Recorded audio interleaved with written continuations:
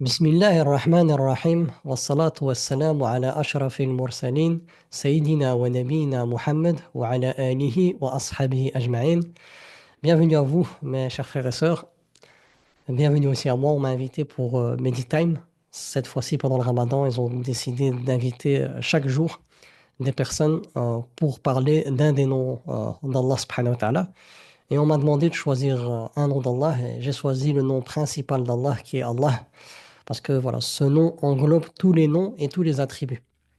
Donc c'est un vrai challenge pour moi de pouvoir résumer en 15 minutes ce que je partage avec mes élèves en plus ou moins 18 séances sur le sens du nom Allah.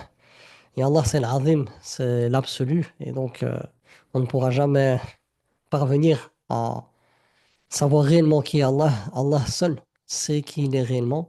Et nous, ce qu'on a, c'est qu'un aperçu qu'on peut comprendre avec notre limite humaine. Et j'implore Rabbi subhanahu wa ta'ala de nous permettre d'avoir sa bénédiction durant ces 15 minutes et qu'on puisse, bifadillah, ressortir de cette séance avec cette envie, cette quête d'apprendre à le connaître et de pouvoir vivre son droit qui est la ilaha illallah et de ce fait devenir une lumière là où on se trouve. Allahumma arina al-haqqa haqqan warzuqna ittiba'ah. Oh Allah, montre-nous la vérité, permets-nous de prendre conscience que c'est la vérité et permets-nous de suivre cette voie de vérité. Allahumma arina al-batil batilan warzuqna ijtinabah. Oh Allah, montre-nous le faux, permets-nous de prendre conscience que c'est le faux et écarte-nous de ce faux-là. Rabbi shrah li sadri wa yassir li amri wahlul 'uqdatan min lisani yafqahu qawli. Avant de pouvoir commencer, voilà une petite introduction de plus ou moins 2-3 minutes. Là, quand on parle d'Allah, on parle de notre Créateur. Et quand on prend conscience que c'est Allah subhanahu wa ta'ala qui nous a créés à partir du néant, c'est Allah subhanahu wa ta'ala qui nous a permis d'être là et de pouvoir exister et de pouvoir profiter de tous ces bienfaits apparents qu'on peut percevoir avec nos sens et cachés qu'Allah subhanahu wa ta'ala nous permet de cerner une partie avec notre vision spirituelle, cette basira dans le cœur. Allah subhanahu wa ta'ala, en réalité, c'est l'amour de notre vie. Parce que voilà, on aura beau faire tout ce qu'on peut faire pour le remercier, c'est par sa grâce qu'on réalise tout ça. Donc, alhamdulillah, pour le fait est de dire alhamdulillah. C'est Allah subhanahu wa ta'ala qui nous permet de pouvoir l'adorer. Et la hawla wa la quwwata illa billahi al-azim. Il n'y a pas de changement d'état, ni de puissance qu'en Allah subhanahu wa ta'ala.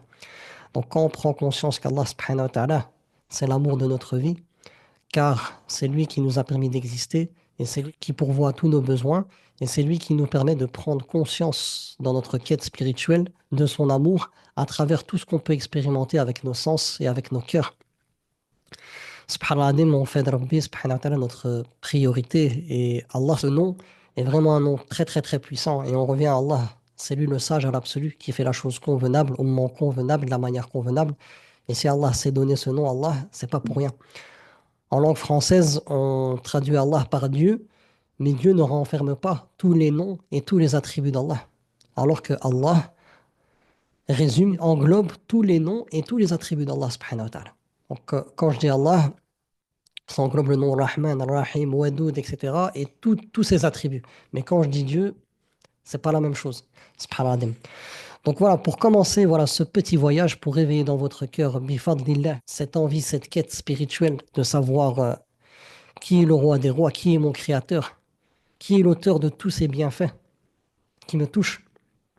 Je voulais commencer par un passage de Surat Taha, et notamment quand Allah subhanahu wa ta'ala parle avec Moussa, et premier dialogue entre entre Allah subhanahu wa ta'ala et Moussa. Et là, les paroles vont être dites à Moussa sont très très très très puissantes, et si on s'arrête vraiment sur ces paroles-là, bifadlillah, on peut ressortir avec cet amour inconditionnel pour Allah et cette quête de vouloir apprendre à le connaître et de pouvoir traduire l'amour qu'on ressent pour Allah à travers tout ce qu'il nous donne comme moyen. Qu'Allah puisse nous permettre de pouvoir acquérir ce mode de vie, de prouver son amour, que chaque chose qu'Allah subhanahu wa ta'ala nous a accordée puisse nous permettre de pouvoir, par la grâce d'Allah subhanahu wa ta'ala, lui montrer notre amour et de pouvoir être mené vers son paradis. Et notamment, voilà ce qu'on recherche tous, c'est son agrément. Wa ridwanu minallahi akbar. Allah, quand il parle du paradis, ensuite il dit que son agrément, c'est encore plus grand que le paradis. Et nous, c'est ce qu'on recherche.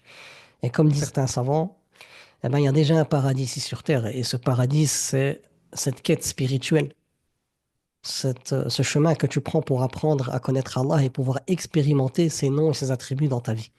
Donc je reviens à ce passage où Allah subhanahu wa ta'ala parle pour une première fois avec Moussa alayhi salam. Et c'est un passage très très très spécial. Donc Allah subhanahu wa ta'ala lui dit وَأَنَا اخْتَرْتُكَ فَاسْتَمِعْ لِمَا يُوحَى إِنَّنِي أَنَا اللَّهُ لَا إِلَهَ إِلَّا أَنَا فَاعْبُدْنِي وَأَقِمِ الصَّلَاةَ لِذِكْرِي. Donc Allah subhanahu wa ta'ala dit à Moussa, je t'ai choisi. Moi, je t'ai choisi, écoute donc ce qui va être révélé. Donc quand Allah y parle, on écoute. Mais Allah subhanahu wa ta'ala, il appuie, écoute bien. فَاسْتَمِعْ لِمَا يُوحَى. Je vais te révéler quelque chose d'important. Et la première chose qu'Allah subhanahu wa ta'ala a révélé à Moussa, et normalement ça doit nous aider nous aussi dans le cheminement spirituel de pouvoir commencer par ça, Allah lui dit Innani ana Allah. Il lui a dit c'est moi Allah. Il a commencé par son nom principal, Allah. Et le nom d'Allah subhanahu wa ta'ala, linguistiquement, il a 4 racines. Alaha, aliha, laha et walaha.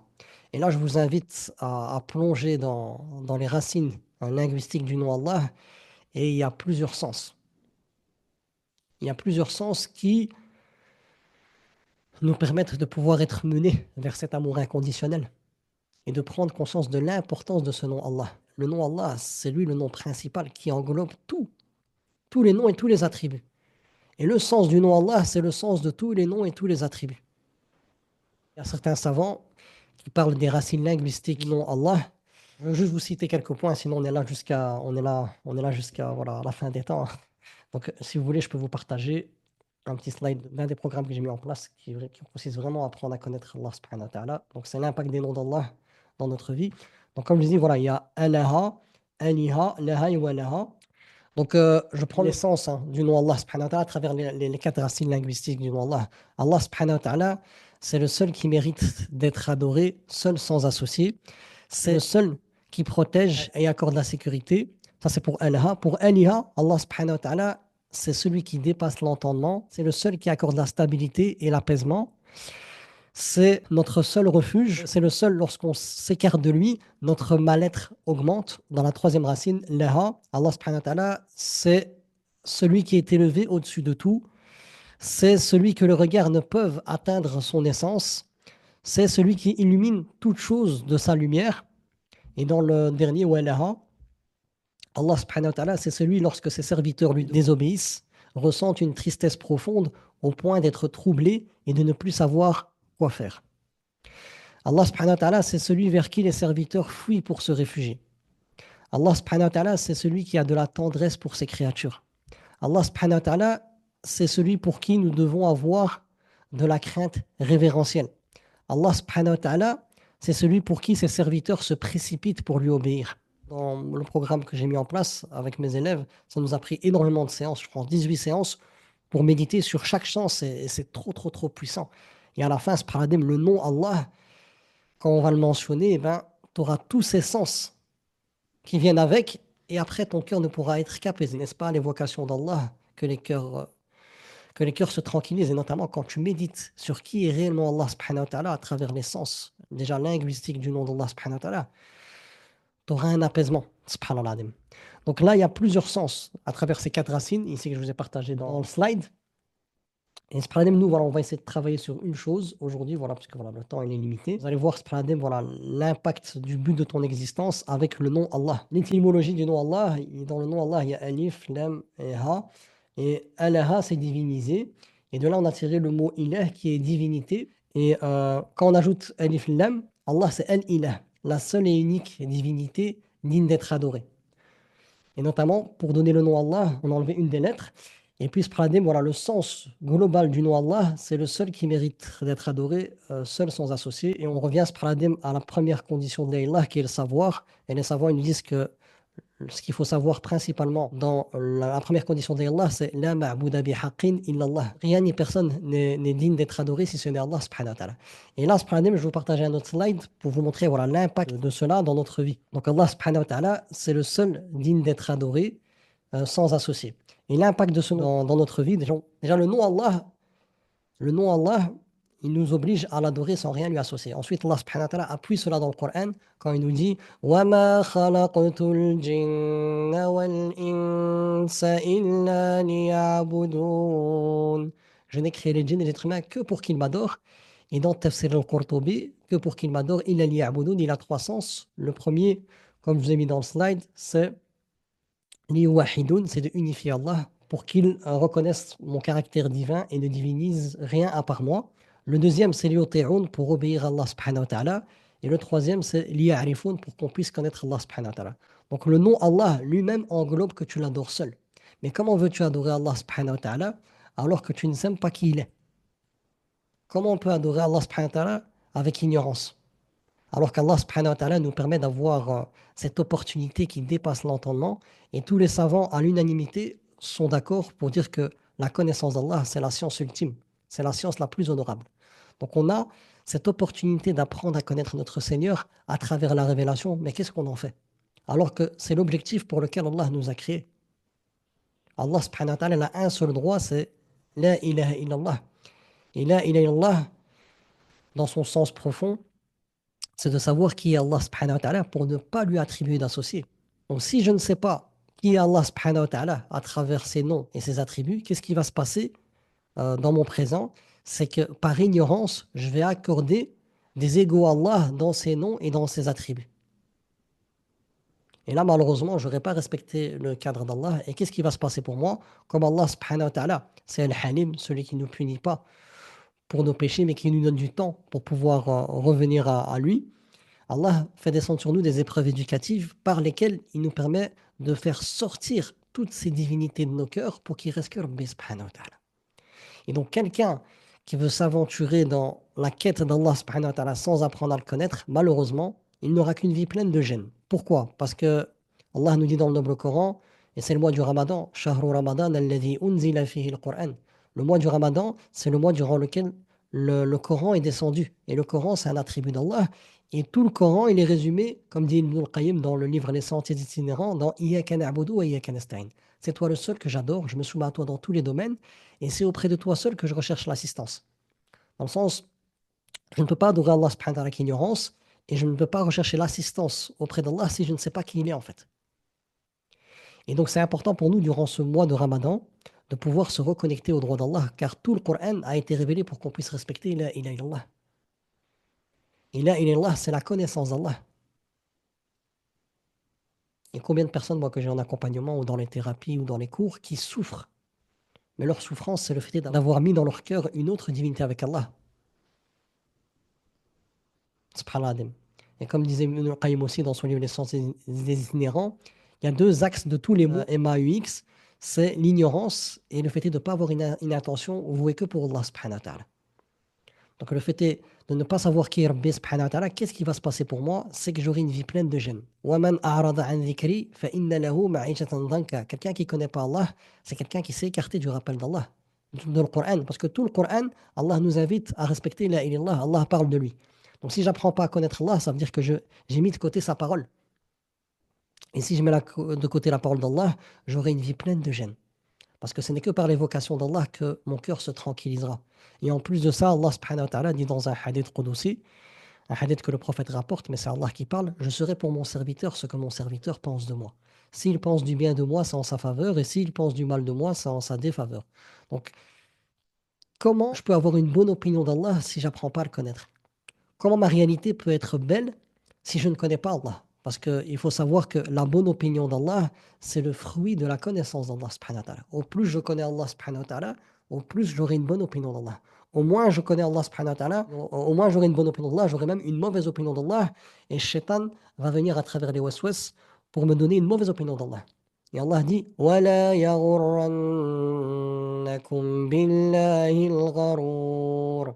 Allah dit dans Surat Luqman, nous dit que le trompeur, il parle d'Iblis, ne vous trompe pas à mon sujet. Et Allah lui-même nous dit dans le noble Coran, ô être humain, qu'est-ce qui t'a trompé au sujet de ton Seigneur? Qu'est-ce qui nous trompe sur Allah? Allah fait en sorte qu'on puisse vivre un mois dans lequel il y a la bénédiction totale. parce que sa parole est descendue et sa parole nous invite à respecter son droit. Et en respectant le droit d'Allah, je respecterai le droit des autres et je serai une bénédiction pour moi-même et pour les autres, par la grâce d'Allah subhanahu wa ta'ala. Suleiman, mon frère, Ah, اسمح لي. barakallah fik. Ah, اسمح لي. C'est l'heure de Maghreb, Ouais, barakallah fik. المغرب. Allah te bénisse ton temps et ta présence parmi nous. Et tu fais, Inch'Allah, à faire dua, Inch'Allah, et en clôture, barakallah fik. Je vais faire trois doigts qui résument un peu, voilà, qui résument un peu tout. Bon, la première, c'est ربنا لا تزغ قلوبنا بعد إذ هديتنا وهب لنا من لدنك رحمة إنك أنت الوهاب. Oh Allah, ne dévie pas nos cœurs après nous avoir guidés, après nous avoir fait goûter l'expérimentation de tes noms et tes attributs dans notre vie, et accorde-nous ta miséricorde, car c'est toi le Wahhab. La deuxième invocation, Allahumma atina fi dunya hasanatan wa fil akhirati hasanatan wa qina adhaban nar. Oh Allah, accorde-nous une belle part ici-bas, une part où on vit notre paradis ici sur terre, l'expérimentation de la révélation et de ta connaissance, et une part éternelle dans l'au-delà au paradis, et préserve-nous du châtiment de l'enfer. Et la dernière dua, ولا تخزني يوم يبعثون يوم لا ينفع مال ولا بنون إلا من أتى الله بقلب سليم. Oh Allah, ne nous couvre pas de honte le jour de la résurrection, le jour où ni nos biens, ou ni nos enfants nous serviront à rien, à part la personne qui viendra avec un cœur saint, un cœur qui a concrétisé l'objectif de le Coran, qui est La ilaha illallah. Permets-nous, Ya Rabbi, d'apprendre à te connaître et de pouvoir respecter cette connaissance à travers ton droit qui est La ilaha illallah. Voilà, subhanallah wa bihamdik, ashhadu an la ilaha illa ant, astaghfiruka wa atubu ilayk. Barakallahu fikum pour Barakallah fik, l'invitation, Monsieur Mohammed. Suleiman. Qu'Allah te préserve, qu'Allah te bénisse. Merci beaucoup pour ton temps et merci à tout le monde. Et bonne rupture, Inch'Allah, à tout le monde. Qu'Allah vous bénisse. Salam alaikum. Alaikum salam, hafidakallah.